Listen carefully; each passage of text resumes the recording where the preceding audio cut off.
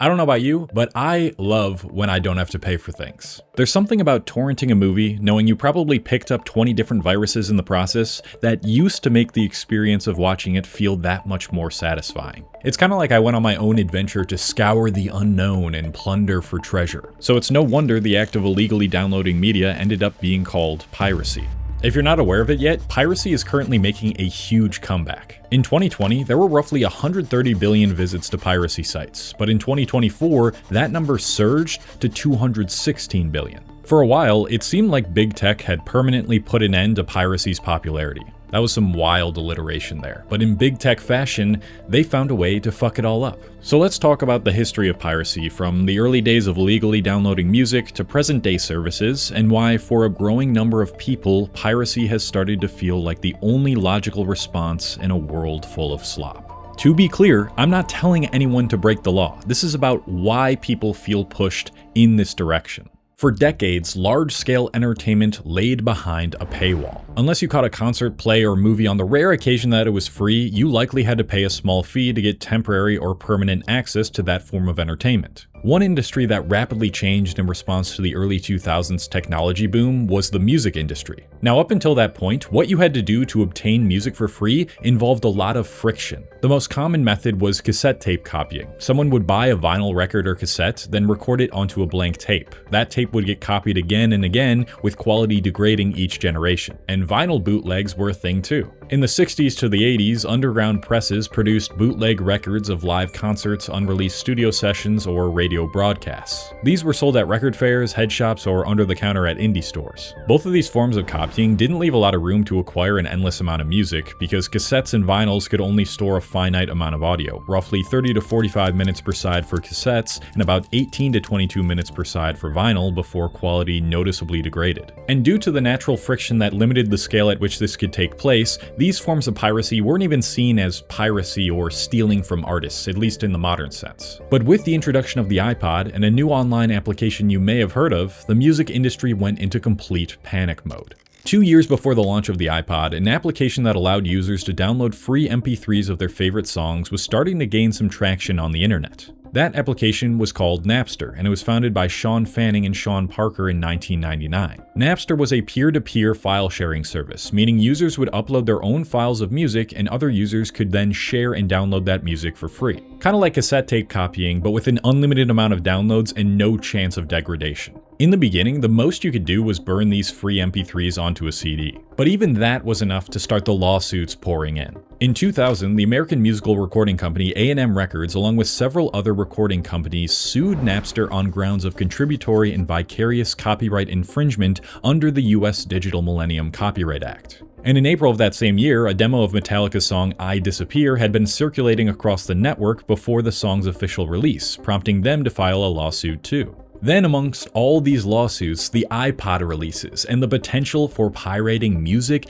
exploded. With its now famous slogan, 1,000 songs in your pocket, the iPod revolutionized the way we could store and listen to music anywhere on the go. It came with 5 gigabytes of storage, roughly the equivalent of more than 80 full cassettes or about 60 vinyl records worth of music. This led to an all-time peak of unique Napster users in 2001. But unfortunately, this reign didn't last long. Due to the immense amount of legal scrutiny they were facing, Napster filed for bankruptcy in 2002 and reached settlement agreements totaling around $26 million.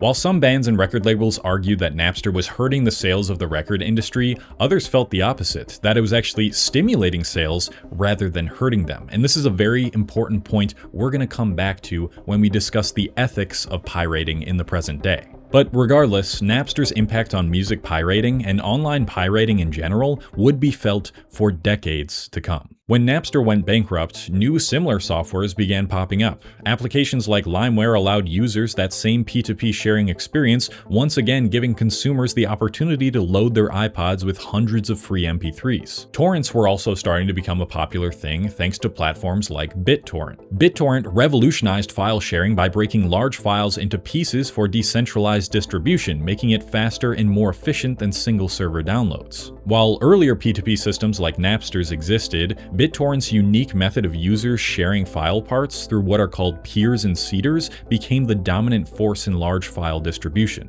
Now everyone could use the internet to pirate almost anything across every domain of entertainment. Whether it was a movie you wanted to burn onto a CD, a game your parents wouldn't let you buy, or an editing software you couldn't afford, chances are the files existed on large torrenting hubs that were widely known at the time, giving an entirely new set of consumers the opportunity to access their preferred form of entertainment. For the greater part of the next decade, piracy was winning, even with the big advertising campaigns against piracy that any kid growing up in the late 90s and early 2000s will remember. In 2010, sites like LimeWire reached 9.8 million unique visitors in the month of August alone. Big tech and media had now spent years panicking trying to find a solution to this ever-growing issue, and finally, in the early 2010s, they were able to slow down this trend. Enter the subscription economy. To shed light on the subscription economy, let's shift our focus to another industry instead of music, the TV and movie industry. By this point in the early 2010s, people wanted an easier way to watch movies or TV shows through their computer screens or tablets. Yes, you could pirate, but for the general population, it still ran the risk of downloading hella viruses or some other cyber threat. And you might have been able to find some stuff on YouTube. I know I remember watching certain animes exclusively through YouTube, but most were incomplete or uploaded in garbage quality.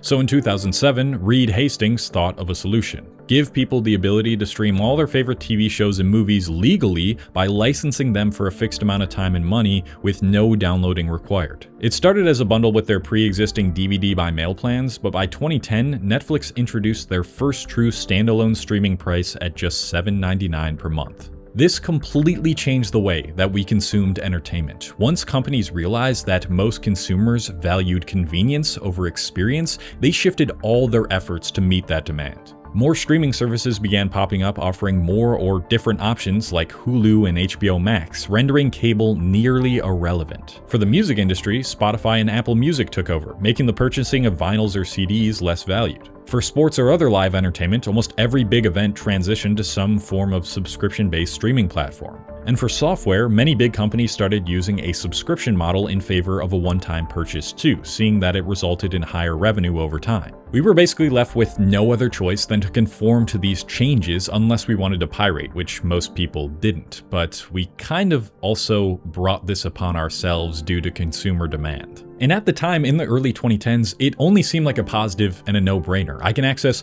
all of these free TV shows and movies for just a low price per month, and I only need like a few subscriptions to do it, and then I can also share my accounts with other people.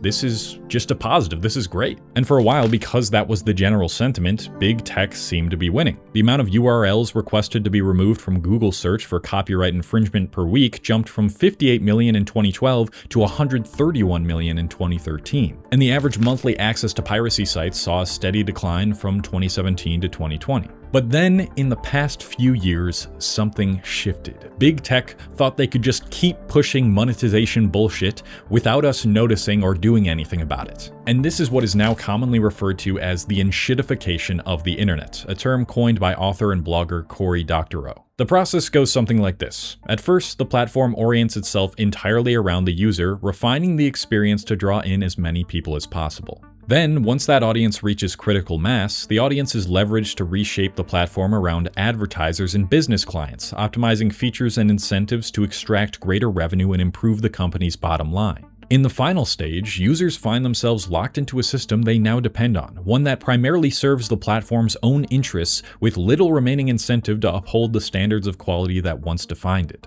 Anyone living in 2026 can feel the weight of Ensh-ttification every time they open their phones. For example, I'm a huge Buffalo Bills fan. I am from Buffalo and I love watching the Bills. In the past, if we had cable, we'd only have to switch between 2 or 3 channels that are cable included, depending on the day of the week and time they were playing. Then, starting in 2017, Amazon Prime Video started exclusively streaming the Thursday night football games, which required a subscription. Over the next 7 years, the NFL increasingly mixed traditional networks with big streaming platforms, so that in order to watch every game, you needed like 20 different subscriptions. Now if the game is at 12 p.m. on a Sunday, I gotta have Paramount Plus. If it's at a more obscure time, I need Fubo TV. If it's an NBC broadcast, I need Peacock. Or if I want to get all the Sunday games, I could just get YouTube TV with the NFL add-on, but that costs like $83 fucking a month, and if it's not a Sunday game, then I would still have to spend even more money on top of that $83. Watching live sports is an absolute nightmare these days, and for TV shows and movies, a similar thing started happening.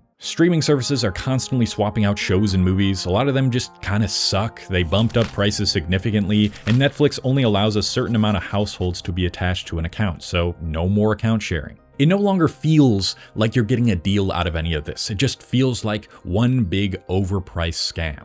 But perhaps the worst part of the enshittification of everything is how it pushed us into buying everything but owning nothing. When you pay for streaming or audiobook services like Audible or a monthly subscription to, let's say, Kindle Unlimited, you don't actually own anything you're buying. The companies can do whatever they want with the products you pay for, including getting rid of them immediately. This is something I talked about in greater length in a previous video. The fact that Kindle retains the right to remove any book you've paid for if Amazon loses the licensing rights to that title, changes its distribution agreements, or determines that continued access violates its terms of service. So we find ourselves in a system where the things we pay for aren't even ours. In other words, buying is no longer owning. And in a world like that, people started asking how they could reclaim ownership and power. This has now led to the infamous justified phrase, if buying isn't owning, then pirating isn't stealing. If what we purchase no longer gives us ownership, then you can't even say that something we find for free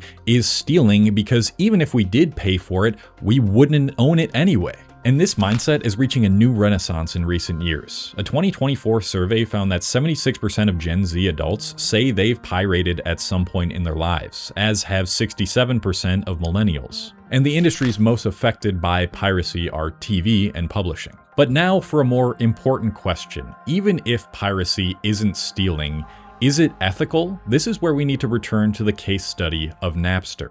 Of course, the big record companies were never happy with P2P file sharing services, but the idea that Napster helped stimulate some areas of the music industry rather than hurt it actually holds some evidence. In July 2000, tracks from Radiohead's album Kid A found their way onto Napster 3 weeks before the album's release. Unlike Madonna, Dr. Dre, or Metallica, Radiohead had never hit the top 20 in the US. Additionally, Kid A was an album without any singles released and received relatively little radio airplay. But by the time of the album's release, the album was estimated to have been downloaded for free by millions of people worldwide, and in October 2000, Kid A captured the #1 spot on the Billboard 200 sales chart in its debut week. In this case, pirating certainly has the ability to generate a more broad interest in a piece of media that could help the person or people producing that media in the future. With that being said though, I know there are probably some cases in which it has caused undoubtedly financial damage. But here's my take on pirating and getting things illegally. In my view, if someone truly wanted to support a company or an artist, they will, regardless of whether piracy exists as an option. I do think in most cases that when someone pirates something, it's not a lost customer, but rather a customer that was probably never there to begin with, at least in the way that the product is currently positioned. For example, I'm in the middle of writing a novel right now, and I plan on publishing an ebook version of it, and it's very possible that people will download a PDF of that and spread it across the internet. But everyone who decides to pirate it was almost definitely not someone who would have bought it from me directly in the first place, either because they don't care about supporting me or because they couldn't afford it. And in that case, realistically, all that would do was get more eyes on my book and my brand, which from a visibility standpoint is a net positive. Steam founder Gabe Newell explains it in a similar manner when discussing piracy through the lens of video games. Piracy to us, so we don't really worry about piracy. When we think, when you look at the top 10 issues on our list at any given point in time, piracy is almost never, something that's on that list. And the reason that we think that we don't have issues with piracy is that there's misconceptions in the industry about what piracy is, right? There's assumption that what is piracy? Piracy is about people want to steal stuff from you, right? That they don't want to pay any money and they want to get your content. But when you look at the fact that these people have, $2,000 PCs and, they're spending $50 a month US more on their internet connections, clearly they're willing to spend money. So from our point of view, what we saw more and more is that piracy is a result of bad service on the part of game companies. Look, if companies want to stop this big influx of piracy across all domains, they need to tune back into the very people who helped them build their business from the beginning. They need to consolidate content, preserve content, improve the user experience, set reasonable pricing, and relax restrictive policies. Until then, until companies start delivering on what consumers expect, then piracy will continue to feel like the only logical solution to a growing number of people. Let me know your thoughts about this in the comments below. I always love hearing your opinions. And if you enjoyed this video, you'll probably like my video about why the internet feels so dead now, how these big tech companies kind of strip the life out of the internet. It's not a really cool place anymore. So check that out if you want to. I'm leaving. Go buy physical products and own things again. Goodbye.